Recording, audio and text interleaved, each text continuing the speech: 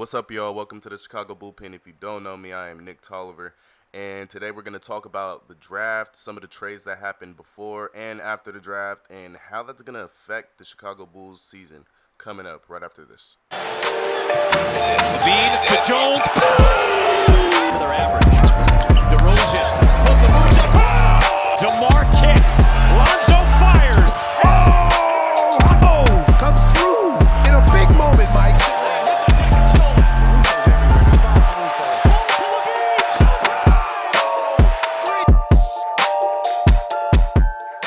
The Chicago Bulls drafted Dalen Terry out of Arizona. And at first, I had to look a bit more into him because I was a bit iffy.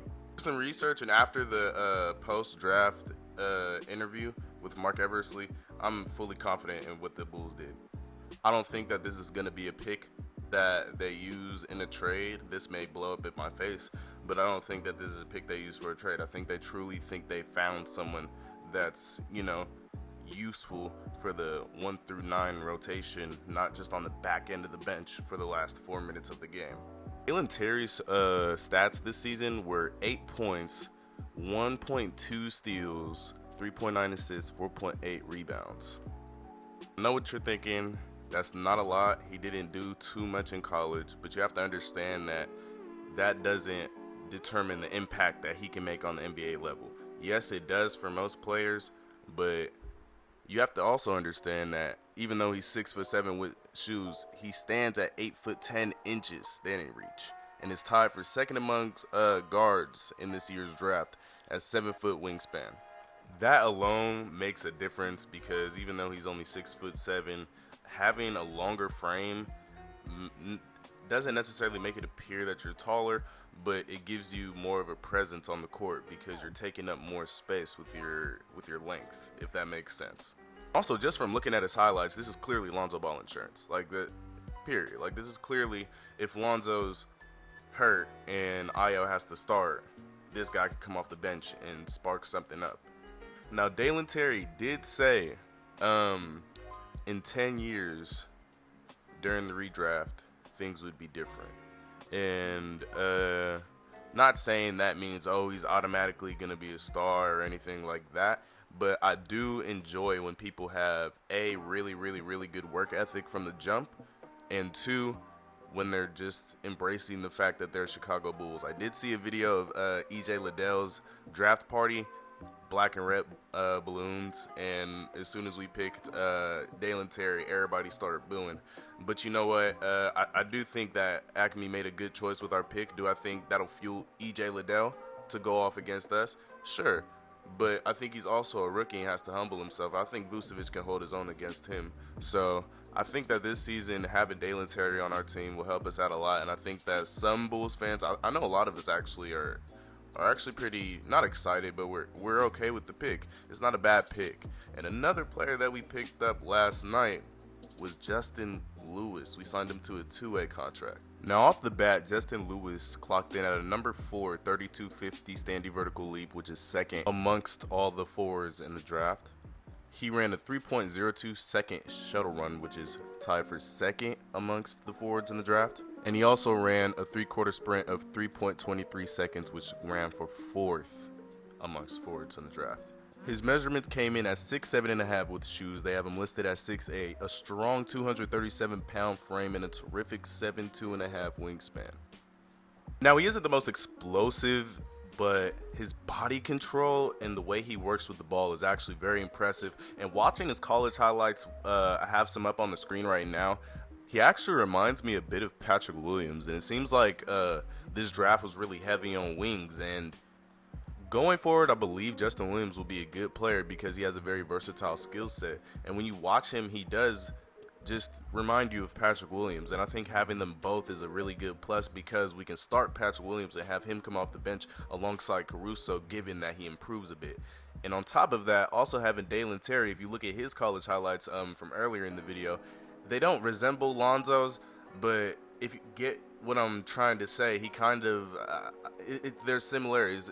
Not similarities, but just know this is Lonzo Ball insurance, if I'm being completely honest. I think Dalen Terry is Lonzo Ball insurance, and I'm perfectly fine with that. I think that he's a good fit to come off behind Lonzo, and I think the next move is to get pieces to complement our front court and help Nikola Vucevic and try to build shooters off our bench and try to build a very, very deep Chicago Bulls team. Now, I don't think we're going to trade for a big name for the reasons that I named in my last video and for all the reasons I've named in this video concerning the draft, but I think we do trade for pieces that do help us, and I think we can get pieces that help us. And I think one thing that did shift the market for us was the Jeremy Grant trade. And on top of that, you have to understand that the fact that they got Jeremy Grant for picks, I mean, seriously, if Acme wanted, we could have proposed a way better trade. And I think they understood that having Jeremy Grant wouldn't have benefited us in the long run.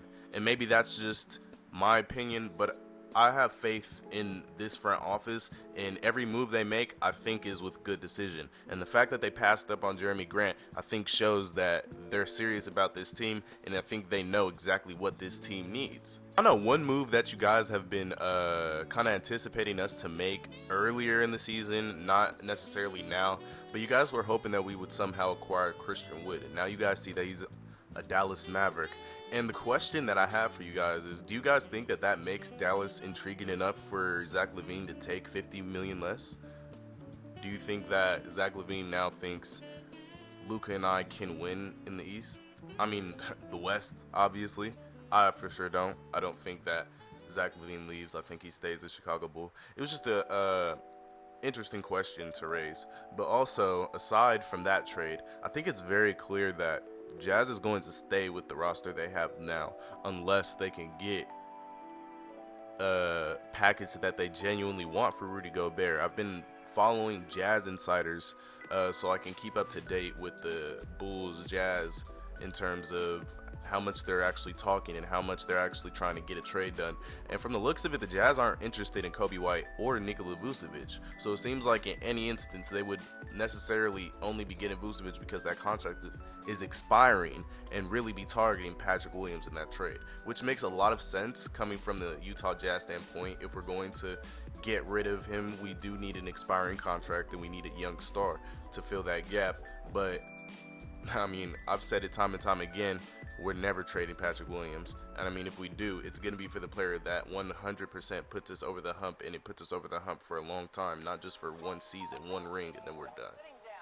Keep in mind, free agency does start very soon, and I do believe that Acme will be very, very aggressive in terms of pursuing people that can help benefit this team and help uplift us and make us stay over the hump for longer than we did last season. I know we played bad competition when we were number one, but I think realistically speaking, if we're fully healthy and have the right pieces around us, the sky is the limit with this Chicago Bulls team. If you look on paper, this team should be able to beat any team in the league. So we just need some coaching adjustments in terms of the rotations and our plays. And other than that, if we just add much needed depth, shooters, and resilience to this team, then this Chicago Bulls team will surprise a lot of people, and I promise we will be relevant for a really, really long time. And that's it for this video. That's how I feel about the draft, and that's how I feel about how this can affect our season. Let me know what you guys are thinking down below. Make sure you like, subscribe, share, all that. Stay tuned to the Chicago Bullpen because I have a lot more content coming soon, and I can't wait to cover an entire season hosting this channel, and I can't wait to get my podcast started. Hope you guys continue the support, and I hope you guys are here for the journey. Thank you. Peace out.